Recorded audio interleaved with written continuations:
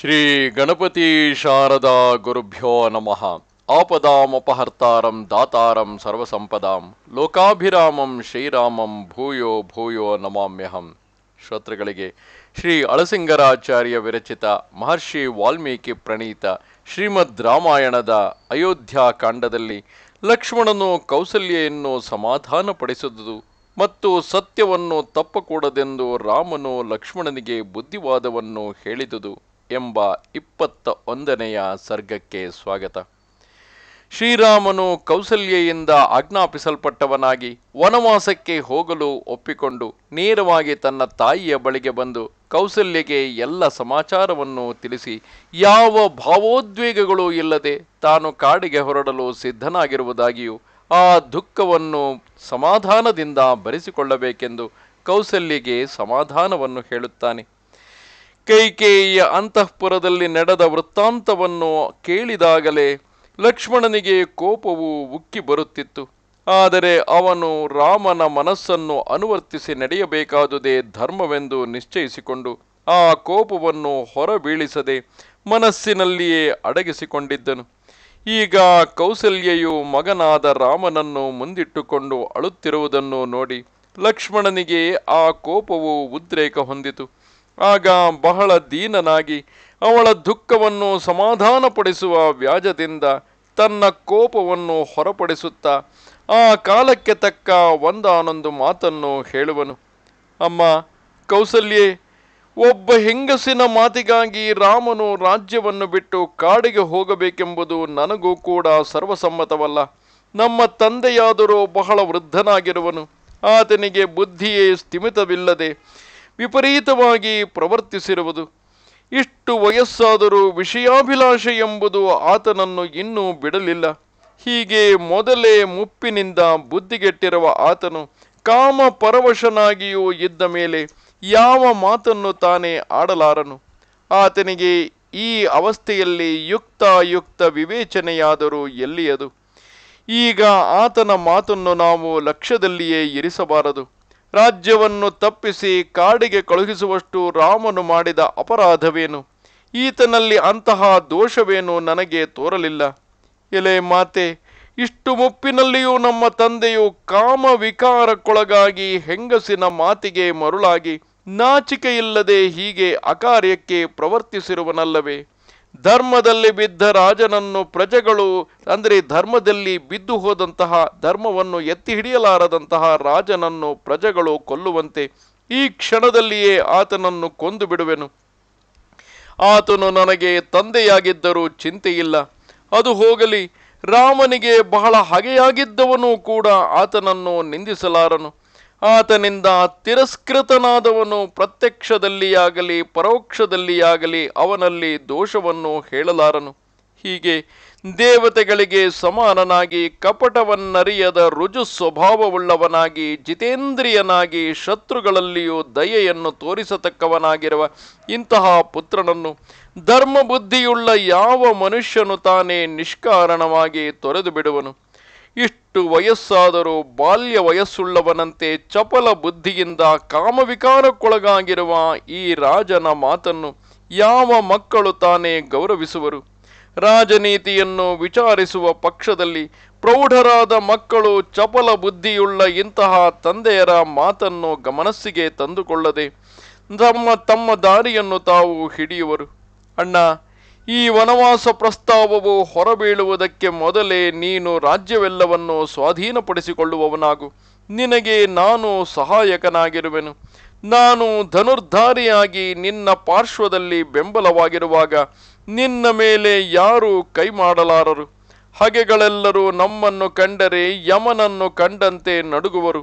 ಅಥವಾ ಒಂದು ವೇಳೆ ಈ ಅಯೋಧ್ಯೆಯ ನಿವಾಸಿಗಳಲ್ಲಿ ಯಾರಾದರೂ ನಿನಗೆ ಕೆಡುಕನ್ನು ಮಾಡುವುದಾಗಿ ತೋರಿಬಂದರೆ ಈ ಪಟ್ಟಣವನ್ನೆಲ್ಲ ನನ್ನ ಈ ತೀಕ್ಷ್ಣವಾದ ಬಾಣಗಳಿಂದ ನಿರ್ಮಾನುಷವಾಗಿ ಮಾಡಿಬಿಡುವೆನು. ಮತ್ತು ಇಲ್ಲಿ ಭರತನ ಕಡೆಯವರಾಗಿಯೂ ಆತನಿಗೆ ಹಿತವನ್ನು ಬಯಸತಕ್ಕವರಾಗಿಯೂ ಇರುವವರು ಯಾರಾದರೂ ಕಂಡುಬಂದರೆ ಅಂಥವರನ್ನು ಈ ಕ್ಷಣವೇ ಕೊಂದು ಹಾಕುವೆನು. ಇದು ಸಾಧುತ್ವಕ್ಕೆ ಕಾಲವಲ್ಲ.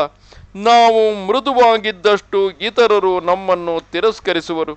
ಒಂದು ವೇಳೆ ನಮ್ಮ ತಂದೆಯಾದ ದಶರಥನೇ ಪುನಃ ಕೈಕೇಯಿಯಿಂದ ಪ್ರೇರಿಸಲ್ಪಟ್ಟು ದುಷ್ಟ ಸ್ವಭಾವವುಳ್ಳವನಾಗಿ ನಿನ್ನಲ್ಲಿ ದ್ವೇಷ ಬುದ್ಧಿಯನ್ನಿಟ್ಟು ಏನಾದರೂ ವಿರೋಧವನ್ನು ಮಾಡಬಹುದಾಗಿ ತೋರಿದರೆ ಆ ಕ್ಷಣವೇ ಆತನನ್ನು ಕೊಂದು ಬಿಡುವೆವು, ಅಥವಾ ಆತನನ್ನು ಹಿಡಿದು ಸೆರೆಯಲ್ಲಿ ಹಾಕುವೆವು. ಇದನ್ನು ಧರ್ಮ ವಿರುದ್ಧವೆಂದು ಎಣಿಸಬೇಡ.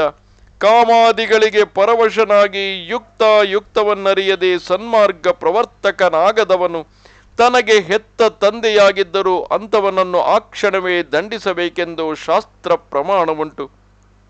ಇಲ್ಲಿಯೇ ಭಾರತೀಯ ಸನಾತನ ಪರಂಪರೆಯನ್ನು ಗಮನಿಸಿ. ಶಾಸ್ತ್ರವು ಎಂದಿಗೂ ಸಹ ತಂದೆಯ ಪಿತೃವಾಕ್ಯವನ್ನು ಹೇಗೇ ಇದ್ದರೂ ಪರಿಪಾಲಿಸಬೇಕೆಂದು ಹೇಳುವುದಿಲ್ಲ. ಆ ಸಂದರ್ಭದಲ್ಲಿ ವ್ಯಕ್ತಿಗಿಂತ ಗ್ರಾಮವು ದೊಡ್ಡದು, ಗ್ರಾಮಕ್ಕಿಂತ ಒಂದು ವ್ಯಕ್ತಿಗಿಂತ ಸಮುದಾಯವು ದೊಡ್ಡದು, ಸಮುದಾಯಕ್ಕಿಂತಲೂ ಗ್ರಾಮವು ದೊಡ್ಡದು, ಗ್ರಾಮಕ್ಕಿಂತಲೂ ಒಂದು ರಾಜ್ಯ ದೊಡ್ಡದು, ರಾಜ್ಯಕ್ಕಿಂತಲೂ ದೇಶ ದೊಡ್ಡದು, ದೇಶಕ್ಕಿಂತಲೂ ಲೋಕಹಿತವು ಮುಖ್ಯವಾದುದು ಎಂದು ಹೇಳುತ್ತಾ ಒಬ್ಬ ಸಾಧಾರಣ ವ್ಯಕ್ತಿಯನ್ನು ಕಡೆಗಣಿಸುತ್ತದೆ ಹಾಗೂ ದೇಶದ ಹಿತವೇ ಮುಖ್ಯವೆಂದು ಪರಿಗಣಿಸುತ್ತದೆ. ಆ ಕಾರಣದಿಂದಾಗಿ ಸಂದರ್ಭ ಬಂದಾಗ ಮಹಾಭಾರತದಲ್ಲಿ ಹೇಳುವಂತೆ ದೇಶಕ್ಕಾಗಿ ಒಂದು ನಗರವನ್ನು ತ್ಯಾಗ ಮಾಡಬಹುದು, ಒಂದು ನಗರಕ್ಕಾಗಿ ಒಂದು ಸಮುದಾಯವನ್ನೇ ತ್ಯಾಗ ಮಾಡಬಹುದು, ಸಮುದಾಯಕ್ಕಾಗಿ ಒಬ್ಬ ವ್ಯಕ್ತಿಯನ್ನು ಕೂಡ ತ್ಯಾಗ ಮಾಡಬಹುದೆಂದು ಯಾವುದಕ್ಕೆ ಎಷ್ಟು ಪಟ್ಟದ ಯಾವ ಪ್ರಮಾಣದ ಮುಖ್ಯತ್ವ ಅಂದರೆ ಯಾವ ಪ್ರಮಾಣದ ಗಮನವನ್ನು ಕೊಡಬೇಕೆಂಬುದನ್ನು ತಿಳಿಸುತ್ತದೆ.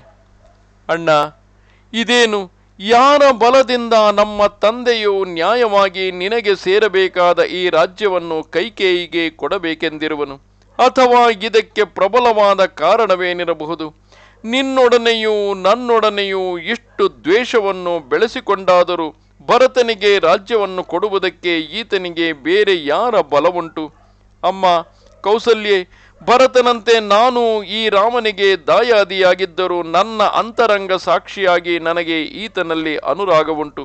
ಈ ವಿಷಯದಲ್ಲಿ ನಾನು ನನ್ನ ಈ ಧನುಸ್ಸಿನ ಮೇಲೆಯೂ ನನ್ನ ಸತ್ಯದ ಮೇಲೆಯೂ ನನ್ನ ಸುಕೃತಗಳ ಮೇಲೆಯೂ ಆಣೆಯಿಟ್ಟು ಶಪಥ ಮಾಡಿಕೊಡುವೆನು.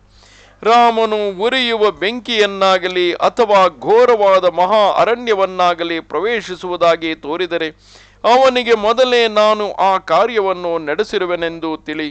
ಸೂರ್ಯನು ಹುಟ್ಟಿದೊಡನೆಯೇ ಕತ್ತಲೆಯನ್ನು ನೀಗಿಸುವಂತೆ ನಾನು ನನ್ನ ವೀರ್ಯದಿಂದ ನಿನ್ನ ದುಃಖವನ್ನು ಈಗಲೇ ಹೋಗಲಾಡಿಸುವೆನು.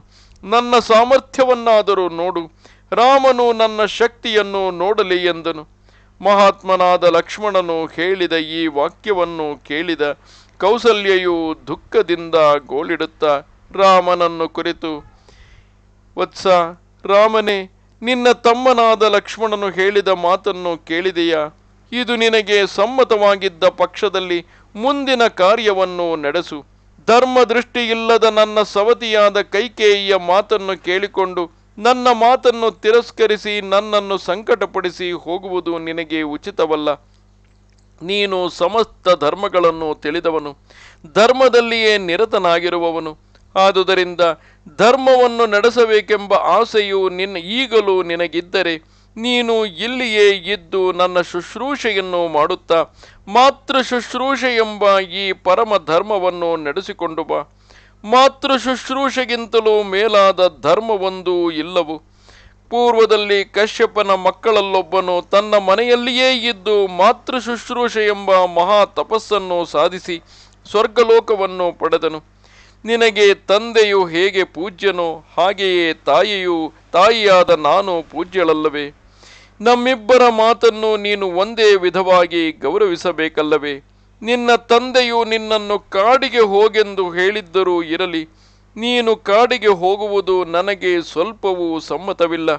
ನೀನು ಕಾಡಿಗೆ ಹೋಗಲೇ ಕೂಡದು. ನಿನ್ನನ್ನು ಅಗಲಿದ ಮೇಲೆ ನನಗೆ ಈ ಜೀವವೇಕೆ, ಈ ಸುಖವೇಕೆ? ನೀನಿಲ್ಲದ ಮೇಲೆ ಇಲ್ಲಿದ್ದುಕೊಂಡು ಅನೇಕ ರಾಜಭೋಗಗಳನ್ನು ಅನುಭವಿಸುವುದಕ್ಕಿಂತಲೂ ನಿನ್ನೊಡಗೂಡಿ ಕಡ್ಡಿ ಕಸಗಳನ್ನಾದರೂ ತಿಂದು ಜೀವಿಸುವುದು ಮೇಲೆಂದು ನನಗೆ ತೋರಿರುವುದು. ವತ್ಸ ರಾಮನೇ, ವ್ಯಸನದಿಂದ ತಲ್ಲಣಿಸುತ್ತಿರುವ ನನ್ನನ್ನು ಇಲ್ಲಿ ಬಿಟ್ಟು ನೀನು ಕಾಡಿಗೆ ಹೋಗುವುದಾದರೆ ನಾನು ಇಲ್ಲಿ ಅನ್ನಾಹಾರಗಳನ್ನು ಬಿಟ್ಟು ಪ್ರಾಣತ್ಯಾಗವನ್ನು ಮಾಡಿಕೊಳ್ಳುವೆನೇ ಹೊರತು ಬದುಕಿರಲಾರೆನು. ಇದರಿಂದ ನೀನು ಇದೊಂದು ಮಹಾಪಾತಕಕ್ಕೂ ಗುರಿಯಾಗಬೇಕಾಗುವುದಲ್ಲದೆ ಬೇರೊಂದು ಇಲ್ಲವು. ನದಿಗಳಿಗೆಲ್ಲ ಒಡೆಯನಾದ ಸಮುದ್ರನು ಪಿಪ್ಪಲಾದನೆಂಬ ಬ್ರಾಹ್ಮಣನೊಬ್ಬನಿಗೆ ಅಪಕಾರವನ್ನು ಮಾಡಿ ಅದರಿಂದ ಉಂಟಾದ ಬ್ರಹ್ಮಹತ್ಯಾ ಪಾತಕಕ್ಕೊಳಗಾಗಿ ಸಂಕಟವನ್ನು ಅನುಭವಿಸಿದಂತೆ ನೀನು ದುರ್ಗತಿಗೆ ಇಳಿಯಬೇಕಾಗುವುದು ಎಂದಳು. ಇಲ್ಲಿ ಲಕ್ಷ್ಮಣನಾಗಲಿ ಕೌಸಲ್ಯೆಯಾಗಲಿ ಶ್ರೀರಾಮನ ಮೇಲೆ ತಮಗಿರುವ ಅಪಾರ ಪ್ರೀತಿಯಿಂದ ಧರ್ಮವನ್ನು ತಮ್ಮದೇ ಆದ ರೀತಿಯಲ್ಲಿ ನಿರೂಪಿಸುತ್ತಿರುವರೇ ಹೊರತು ವಾಸ್ತವದಲ್ಲಿ ಯಾವುದು ನಿಜವಾದ ಧರ್ಮ? ಕೌಸಲ್ಯೆ ಹೇಳುತ್ತಿರುವುದು ಮಾತೃಧರ್ಮ ಹಾಗೂ ತಾಯಿಯ ಕುರಿತಾಗಿ ಸುತನ ಧರ್ಮ. ಲಕ್ಷ್ಮಣನು ಹೇಳುತ್ತಿರುವುದು ಭ್ರಾತೃಧರ್ಮ. ಲಕ್ಷ್ಮಣನು ಹೇಳುತ್ತಿರುವುದರಲ್ಲಿ ಕೆಲವೊಂದು ವಿಷಯಗಳು ಸತ್ಯವೇ ಇದ್ದರು ಶ್ರೀರಾಮನು ಭವಿಷ್ಯವನ್ನು ಕುರಿತು ಯೋಚಿಸಬೇಕಾಗುತ್ತದೆ. ಮುಂದೆ ಒಂದಲ್ಲ ಒಂದು ದಿವಸ ಆತನು ರಾಜನಾಗಿ ಕುಳಿತರೆ ರಾಜನಾದವನು ಪ್ರಜೆಗಳಿಗೆ ಮಾದರಿಯಾಗಿರಬೇಕಾದ ಸಂದರ್ಭದಲ್ಲಿ ಆತನ ಜೀವನದಲ್ಲಿ ಯಾವುದೇ ಕಪ್ಪು ಚುಕ್ಕೆಗಳಿರಬಾರದಲ್ಲವೇ? ಏಕೆಂದರೆ ಸಾಮಾನ್ಯ ಜನರು ಯಾವಾಗಲೂ ಕೂಡ ರಾಜನೇ ಆದಿ ಮಹತ್ವದ ಮೇಲುಮಟ್ಟದಲ್ಲಿರುವ ಜನರನ್ನೇ ಅನುಸರಿಸುತ್ತಾರೆ. ಅವರು ಮಾಡಿದುದನ್ನೇ ಸರಿಯಾದ ಧರ್ಮವೆಂದು ತಿಳಿಯುತ್ತಾರೆ. ಆ ದೃಷ್ಟಿಯಿಂದ ಶ್ರೀರಾಮನು ಎಂದಿಗೂ ಸಹ ಒಂದು ಕೆಟ್ಟ ಮೇಲ್ಪಂಕ್ತಿಯನ್ನು ತನ್ನ ಪ್ರಜೆಗಳಿಗಾಗಲಿ ತನ್ನ ಸೋದರರಿಗಾಗಲಿ ತನ್ನ ಕುಟುಂಬವೇ ಆಗಲಿ ಅಥವಾ ಲೋಕಕ್ಕೆ ಆಗಲಿ ಆತ ಕೊಡಲು ಯೋಚಿಸುವುದಿಲ್ಲ. ಹೀಗೆ ದೈನ್ಯದಿಂದ ಗೋಳಿಡುತ್ತಿರುವ ಕೌಸಲ್ಯೆಯ ಮಾತನ್ನು ಕೇಳಿ ಧರ್ಮಾತ್ಮನಾದ ರಾಮನು ಧರ್ಮಯುಕ್ತವಾಗಿರುವಂತೆ ಒಂದಾನೊಂದು ಮಾತನ್ನು ಹೇಳುವನು. ಎಲೆ ಮಾತೆ, ನಿನ್ನ ಮಾತಿನಂತೆ ನಡೆಯಬೇಕಾದುದೇ ನನಗೆ ಧರ್ಮವೆಂಬುದರಲ್ಲಿ ಸಂದೇಹವಿಲ್ಲ. ತಂದೆಯ ಮಾತಿನಂತೆ ನಿನ್ನ ಮಾತನ್ನು ನಾನು ಗೌರವಿಸಬೇಕಾದುದೇ ನ್ಯಾಯವು. ಆದರೆ ಅವುಗಳಲ್ಲಿ ಬಲಾಬಲವನ್ನು ವಿಚಾರ ಮಾಡಬೇಡವೇ? ನಿನಗಿಂತಲೂ ಮೊದಲು ನನ್ನ ತಂದೆಯು ನನಗೆ ಆಜ್ಞೆಯನ್ನು ಕೊಟ್ಟಿರುವನು. ನಾನು ಅದರಂತೆ ನಡೆಯುವುದಾಗಿ ಮೊದಲೇ ಒಪ್ಪಿ ಬಂದಿರುವೆನು. ಅದನ್ನು ಮೀರಿ ನಡೆಯುವುದಕ್ಕೆ ಈಗ ಶಕ್ತನಲ್ಲ. ಆದುದರಿಂದ ಪ್ರಣಾಮಪೂರ್ವಕವಾಗಿ ನಿನ್ನ ಕ್ಷಮೆಯನ್ನು ಬೇಡುವೆನು. ಪೂರ್ವದಲ್ಲಿ ಮಹಾಜ್ಞಾನಿಯಾಗಿ ವ್ರತನಿಷ್ಠನೆನಿಸಿಕೊಂಡಿದ್ದ ಕಂಡು ಮಹರ್ಷಿಯು ತಂದೆಯ ಅಪ್ಪಣೆಯಂತೆ ಗೋಹತ್ಯೆಯನ್ನೇ ಮಾಡಿಬಿಟ್ಟನು. ಆತನೇನು ಧರ್ಮವನ್ನು ತಿಳಿದವನಲ್ಲವೇ? ನಮ್ಮ ಇಕ್ಷ್ವಾಕು ವಂಶದಲ್ಲಿಯೇ ಪೂರ್ವದಲ್ಲಿ ಸಗರ ಪುತ್ರರು ತಮ್ಮ ತಂದೆಯಾದ ಸಗರನ ಆಜ್ಞೆಯಿಂದ ಭೂಮಿಯನ್ನು ಭೇದಿಸಿ ದೊಡ್ಡ ಮೃತ್ಯುವಿಗೆ ಗುರಿಯಾದರು. ಜಮದಗ್ನಿ ಪುತ್ರನಾದ ಪರಶುರಾಮನು ಕೂಡ ತನ್ನ ತಂದೆಯ ಆಜ್ಞೆಯನ್ನು ಮೀರಲಾರದೆ ಹೆತ್ತ ತಾಯಿಯನ್ನೇ ಕತ್ತರಿಸಿದನು. ಹೀಗೆಯೇ ದೇವತೆಗಳಿಗೆ ಸಮಾನವಾದ ಮಹಿಮೆಯುಳ್ಳ ಇನ್ನೂ ಅನೇಕ ಮಹಾತ್ಮರು ಪಿತೃವಚನ ಪರಿಪಾಲನವನ್ನು ಬಹು ಸಾಹಸದಿಂದ ನಡೆಸಿರುವರು. ಈಗ ನಾನು ತಂದೆಯ ಹಿತವನ್ನು ಅನುಸರಿಸಿಯೇ ನಡೆಯಬೇಕಾದುದು ಧರ್ಮವು. ತಂದೆಯ ಮಾತಿಗಾಗಿ ಗೋವಧೆಯೇ ಮುಂತಾದ ಮಹಾಘೋರ ಕೃತ್ಯಗಳೆಲ್ಲವನ್ನೂ ನಡೆಸಿರುವಾಗ ನಾನು ಈಗ ಸ್ವಲ್ಪ ಕಾಲದ ಕಷ್ಟಕ್ಕಾಗಿ ಪಿತೃವಾಕ್ಯವನ್ನು ಉಲ್ಲಂಘಿಸುವುದು ಧರ್ಮವೇ? ನಾನೊಬ್ಬನೇ ಹಾಗೆ ಪಿತೃವಾಕ್ಯ ಪರಿಪಾಲನೆ ಮಾಡುವುದರಲ್ಲಿ ಮುಂದಾಗಿರುವೆನೆಂದು ಎಣಿಸಬೇಡ. ಇದುವರೆಗೆ ಹೇಳಿದ ಮಹಾತ್ಮರೆಲ್ಲರೂ ಇದಕ್ಕಾಗಿ ನಡೆಸಿರುವ ಅಸಾಧ್ಯ ಕಾರ್ಯಗಳನ್ನು ನೋಡಿದರೆ ನಾನು ಈಗ ಪ್ರಯತ್ನಿಸುತ್ತಿರುವ ಕಾರ್ಯವು ಎಷ್ಟು ಮಾತ್ರವಾದುದು. ನಾನು ನಿನಗೆ ದುಃಖವನ್ನುಂಟು ಮಾಡಬೇಕೆಂಬ ಉದ್ದೇಶದಿಂದಲೇ ಯಾವುದೋ ಒಂದು ಅಪೂರ್ವ ಧರ್ಮದಲ್ಲಿ ಪ್ರವರ್ತಿಸುತ್ತಿರುವೆ ಎಂದು ಎಣಿಸಬೇಡ. ಮಹಾತ್ಮರಾದ ಪೂರ್ವಿಕರು ಸಮ್ಮತಿಸಿ ಅನುಸರಿಸಿರುವ ದಾರಿಯನ್ನೇ ಹಿಂಬಾಲಿಸಿರುವೆನು. ಭೂಲೋಕದಲ್ಲಿ ಅವಶ್ಯವಾಗಿ ಪಿತೃವಾಕ್ಯ ಪರಿಪಾಲನವನ್ನು ಮಾಡಬೇಕೆಂಬುದು ನಿಯತ ಧರ್ಮವಾದುದರಿಂದ ಅದಕ್ಕೆ ವ್ಯತಿರಿಕ್ತವಾಗಿ ನಡೆಯುವುದು ಉಚಿತವಲ್ಲ. ಈ ಪಿತೃವಾಕ್ಯ ಪರಿಪಾಲನದಿಂದ ಯಾರಿಗೆ ಯಾವ ಅನಿಷ್ಟ ಉಂಟಾದರೂ ಅದನ್ನು ನಡೆಸಿದವನ ಮೇಲೆ ದೋಷವಿಲ್ಲ ಎಂದನು. ಹೀಗೆ ತಾಯಿಯನ್ನು ಕುರಿತು ಹೇಳಿದ ಮೇಲೆ ಸಮಯೋಚಿತವಾದ ಮಾತುಗಳನ್ನಾಡುವುದರಲ್ಲಿಯೂ ಧನುರ್ಧಾರಿಗಳಲ್ಲಿಯೂ ಸರ್ವೋತ್ತಮನೆನಿಸಿಕೊಂಡ ರಾಮನು ಲಕ್ಷ್ಮಣನ ಕಡೆಗೆ ತಿರುಗಿ, ವತ್ಸ ಲಕ್ಷ್ಮಣನೇ, ನಿನಗೆ ನನ್ನಲ್ಲಿರುವ ಪ್ರೇಮಾತಿಶಯವನ್ನು ನಾನು ಚೆನ್ನಾಗಿ ಬಲ್ಲೆನು. ನಿನ್ನ ಪರಾಕ್ರಮವನ್ನು ಶಕ್ತಿಯನ್ನು ಇತರರಿಂದ ತಿರಸ್ಕರಿಸುವುದಕ್ಕೆ ಅಸಾಧ್ಯವಾದ ವೀರ್ಯವನ್ನು ನಾನು ಬಲ್ಲೆನು. ಎಲೆ ಮಂಗಳಾಂಗನೆ, ನಮ್ಮ ತಾಯಿಯಾದ ಕೌಸಲ್ಯೆಯಾದರೂ ಸತ್ಯ ಶಾಂತಿ ಮೊದಲಾದ ಸದ್ಗುಣಗಳ ಸ್ವರೂಪವನ್ನು ಚೆನ್ನಾಗಿ ತಿಳಿದುಕೊಳ್ಳಲಾರದ ಕೇವಲ ಸ್ತ್ರೀ ಮಾತ್ರಳಾದುದರಿಂದ ಅವಳು ಈಗ ಈ ಮಹಾವ್ಯಸನದಲ್ಲಿ ಮುಂದುಗಾಣದಿರುವುದೇನೋ ಸಹಜವು. ಅದೆಲ್ಲವನ್ನು ತಿಳಿದ ಪ್ರಾಜ್ಞನಾಗಿಯೂ ನೀನು ಹೀಗೆ ಹೇಳುವುದು ಉಚಿತವೇ? ಲೋಕದಲ್ಲಿರುವ ಸಮಸ್ತ ಪುರುಷಾರ್ಥಗಳಲ್ಲಿಯೂ ಧರ್ಮವೇ ಪ್ರಧಾನವಾದುದು. ಧರ್ಮದಲ್ಲಿಯೇ ಸತ್ಯವೆಂಬುದು ನೆಲೆಗೊಂಡಿರುವುದು. ಈ ಪಿತೃವಾಕ್ಯ ಪರಿಪಾಲನವೆಂಬುದು ಕೂಡ ಧರ್ಮವನ್ನೇ ಆಶ್ರಯಿಸಿರುವುದು. ಧರ್ಮದಲ್ಲಿಯೇ ನಿಂತು ಆ ಧರ್ಮದ ಫಲವನ್ನು ಪಡೆಯಬೇಕೆಂದಿರುವವನು ತಂದೆಯ ವಿಷಯದಲ್ಲಿಯಾಗಲಿ, ತಾಯಿಯ ವಿಷಯದಲ್ಲಿಯಾಗಲಿ, ಅಥವಾ ಒಬ್ಬ ಬ್ರಾಹ್ಮಣನ ವಿಷಯದಲ್ಲಿಯೇ ಆಗಲಿ ಕೊಟ್ಟ ಮಾತಿಗೆ ತಪ್ಪಿ ನಡೆಯಬಾರದು. ಆದುದರಿಂದ ಎಲೆ ವತ್ಸನೆ, ತಂದೆಯ ಆಜ್ಞೆಯನ್ನು ಅತಿಕ್ರಮಿಸುವುದಕ್ಕೆ ನಾನು ಈಗ ಶಕ್ತನಲ್ಲ. ತಂದೆಯು ನನ್ನನ್ನು ಕಾಡಿಗೆ ಹೋಗೆಂದು ತನ್ನ ಬಾಯಿಯಿಂದಲೇ ಹೇಳಲಿಲ್ಲವಲ್ಲ ಎಂದು ನೀನು ಶಂಕಿಸಬೇಡ. ತಂದೆಯ ಆಜ್ಞೆಯನ್ನು ಅನುಸರಿಸಿಯೇ ಕೈಕೇಯಿಯು ನನಗೆ ಈ ಆಜ್ಞೆಯನ್ನು ಮಾಡಿರುವಳು. ಆದುದರಿಂದ ತಂದೆಯನ್ನಾದರೂ ಕೊಂದು ರಾಜ್ಯವನ್ನು ಸ್ವಾಧೀನಪಡಿಸಿಕೊಳ್ಳಬೇಕೆಂಬ ಕ್ರೂರವಾದ ಈ ಕ್ಷತ್ರಿಯ ಧರ್ಮವನ್ನು ಬಿಟ್ಟು ಬಿಡು. ಧರ್ಮವನ್ನು ಆಶ್ರಯಿಸು. ಈ ವಿಧವಾದ ಕಾರ್ಯವನ್ನು ನಿಶೇಷವಾಗಿ ತ್ಯಜಿಸು. ನನ್ನ ಮಾರ್ಗವನ್ನು ಅನುಸರಿಸಿ ನನ್ನ ಬುದ್ಧಿಗೆ ಅನುಸಾರವಾಗಿ ನಡೆಯುವುದೇ ನಿನಗೆ ಶ್ರೇಯಸ್ಕರವು ಎಂದು ವಿಶೇಷವಾದ ಭ್ರಾತೃವಾತ್ಸಲ್ಯದಿಂದ ಲಕ್ಷ್ಮಣನಿಗೆ ಬುದ್ಧಿವಾದವನ್ನು ಹೇಳಿ ಪುನಃ ಕೌಸಲ್ಯೆಯ ಕಡೆಗೆ ತಿರುಗಿ ವಿನಯದಿಂದ ತಲೆಯನ್ನು ತಗ್ಗಿಸಿ ಕೈಮುಗಿದು ನಿಂತುಕೊಂಡು, ಅಮ್ಮ, ಇನ್ನು ನನಗೆ ಅನುಮತಿಯನ್ನು ಕೊಡು. ನಾನು ಕಾಡಿಗೆ ಹೊರಡುವೆನು. ಇನ್ನು ನನ್ನ ಮೇಲೆ ಆಣೆಯಿಟ್ಟು ಬೇಡುವೆನು. ನನ್ನ ಪ್ರಯಾಣಕ್ಕೆ ನೀನು ತಡ ಮಾಡಬೇಡ. ನನಗೆ ಮಂಗಳಾಶೀರ್ವಾದಗಳನ್ನು ಮಾಡಿ ಕಳುಹಿಸು. ಈ ನನ್ನ ಪ್ರತಿಜ್ಞೆಯು ತೀರಿದೊಡನೆಯೇ ಕಾಡಿನಿಂದ ನಾನು ಹಿಂತಿರುಗಿ ಬಂದು ಪೂರ್ವದಲ್ಲಿ ಸ್ವರ್ಗಲೋಕವನ್ನು ಬಿಟ್ಟು ಬಂದ ಯಯಾತಿಯು ಪುನಃ ಸ್ವರ್ಗವನ್ನು ಸೇರಿದಂತೆ ಈ ಅಯೋಧ್ಯೆಗೆ ಬಂದು ಬಿಡುವೆನು. ದಶರಥನ ಆಜ್ಞೆಯನ್ನು ನಿರ್ವಹಿಸುವ ಭಾರವು ನನ್ನೊಬ್ಬನಿಗೆ ಸೇರಿದುದು ಎಂದು ಎಣಿಸಬೇಡ. ನಾನಾಗಲಿ, ನೀನಾಗಲಿ, ಸೀತೆಯಾಗಲಿ, ಲಕ್ಷ್ಮಣನಾಗಲಿ, ಸುಮಿತ್ರೆಯಾಗಲಿ ಅವನ ಅಪ್ಪಣೆಯನ್ನು ಅನುಸರಿಸಿ ನಡೆಯಬೇಕಾದುದೇ ನ್ಯಾಯವು. ಇದೊಂದು ಅನಾದಿಯಾದ ಧರ್ಮವೆಂದು ತಿಳಿ. ಎಲೆ ತಾಯಿ, ಈಗ ನೀನು ನನ್ನ ಶ್ರೇಯಃಪ್ರಾರ್ಥನೆಗಾಗಿ ಮಾಡಿರುವ ಪೂಜಾ ದ್ರವ್ಯ ಸಂಭಾರಗಳನ್ನು ತೆಗೆದಿಡು. ವ್ಯಸನವನ್ನು ನಿನ್ನ ಮನಸ್ಸಿನಲ್ಲಿಯೇ ಅಡಗಿಸಿಕೊಳ್ಳುವವಳಾಗು.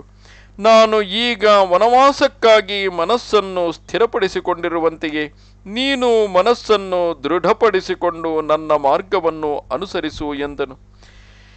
ಹೀಗೆ ರಾಮನು ಧೈರ್ಯದಿಂದಲೂ ಧರ್ಮಬುದ್ಧಿಯಿಂದಲೂ ಹೇಳಿದ ಮಾತನ್ನು ಕೇಳಿ ಕೌಸಲ್ಯೆಯು ವ್ಯಸನದಿಂದ ಮುಂದುಗಾಣದಿದ್ದ ತನ್ನ ಮನಸ್ಸನ್ನು ಸಮಾಧಾನಕ್ಕೆ ತಂದುಕೊಂಡು ಪುನಃ ರಾಮನನ್ನು ಕುರಿತು, ವತ್ಸನೆ, ಇದುವರೆಗೆ ನಾನು ನಿನ್ನನ್ನು ಸಾಕಿ ವೃದ್ಧಿಗೆ ತಂದೆನಲ್ಲವೇ? ಆ ಕೃತಜ್ಞತಾ ಧರ್ಮವನ್ನಾದರೂ ಪರ್ಯಾಲೋಚಿಸು. ವಾತ್ಸಲ್ಯದ ವಿಷಯದಲ್ಲಿಯೂ ದೇಹ ಸಂಬಂಧದ ವಿಷಯದಲ್ಲಿಯೂ ನಿನಗೆ ತಂದೆಯು ಹೇಗೂ ಹಾಗೆಯೇ ನಾನು ಪೂಜ್ಯಳಲ್ಲವೇ? ತಂದೆಯ ಮಾತಿನಂತೆಯೇ ನನ್ನ ಮಾತನ್ನು ನೀನು ಆಧರಿಸಬೇಕಲ್ಲವೇ? ನೀನು ಕಾಡಿಗೆ ಹೋಗುವುದಕ್ಕೆ ನಾನು ಎಂದಿಗೂ ಸಮ್ಮತಿಸಲಾರೆನು. ನನ್ನನ್ನು ವ್ಯಸನದಲ್ಲಿರಿಸಿ ಹೋಗುವುದು ನಿನಗೆ ಧರ್ಮವಲ್ಲ. ನೀನಿಲ್ಲದ ಮೇಲೆ ನನಗೆ ಈ ಜೀವನವೇಕೆ, ಪರಲೋಕವೇಕೆ? ಪಿತೃಲೋಕದಲ್ಲಿ ಸ್ವಧೆಯು ಸಿಕ್ಕಿದರೂ ಸ್ವರ್ಗಲೋಕದಲ್ಲಿ ಅಮೃತವೇ ಲಭಿಸಿದರೂ ನನಗೆ ತೃಪ್ತಿ ಇರದು. ಆನಂದಪ್ರದಗಳಾದ ಮಹರ್ಲೋಕವೇ ಮೊದಲಾದ ಊರ್ಧ್ವಲೋಕದಲ್ಲಿರುವ ಪ್ರಾಣಿ ಸಮೂಹಗಳೆಲ್ಲವೂ ನನ್ನ ಎದಿರಾಗಿ ಬಂದು ನಿಂತರು ನೀನು ಕಣ್ಣೆದುರು ಇದ್ದಂತೆ ತೃಪ್ತಿಕರವಾಗುವುದಿಲ್ಲ ಎಂದಳು.